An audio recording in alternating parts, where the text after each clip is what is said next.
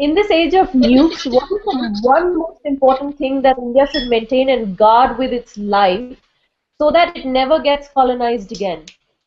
In this age of nukes, I think having a grand narrative is even more important than ever before. Because if you have a grand narrative, you know why you exist together.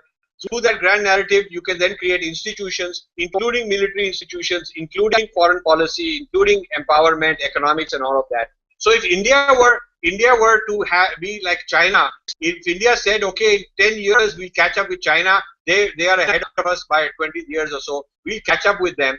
China is not afraid that somebody in the neighborhood has nukes, okay? Because it's so strong, it is so together. India is vulnerable because people have nukes, we have nukes also, but there are so many other areas of vulnerability, like we've been talking about in the last 1 hour, that this adds up, and India is therefore a very kind of a vulnerable, precariously balanced, very gently kind of hanging together, and this is not a good recipe.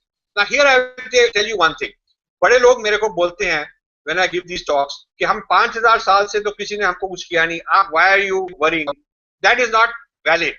Even 2000 years ago, 5000 साल तो छोड़ो, even 2000 years ago, neither the Christian world of the West nor the Islamic world existed. They were not world powers, and now they have like 60% market share of the world in terms of economy and people and so on.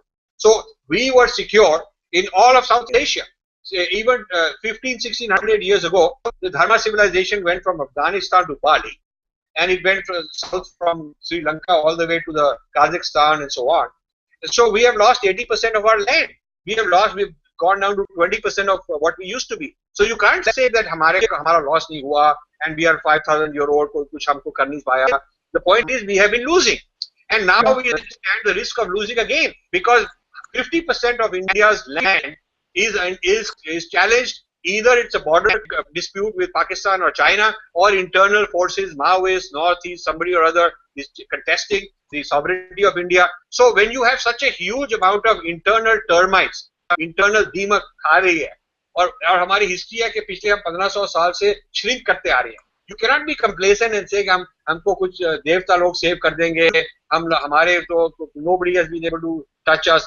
That kind of overconfidence is arrogance. So I think if you are practical, you will understand we have very big danger of breaking India forces, and the nukes make it even worse. So the kind of remedies, the kind of ideas I'm talking about become even more important.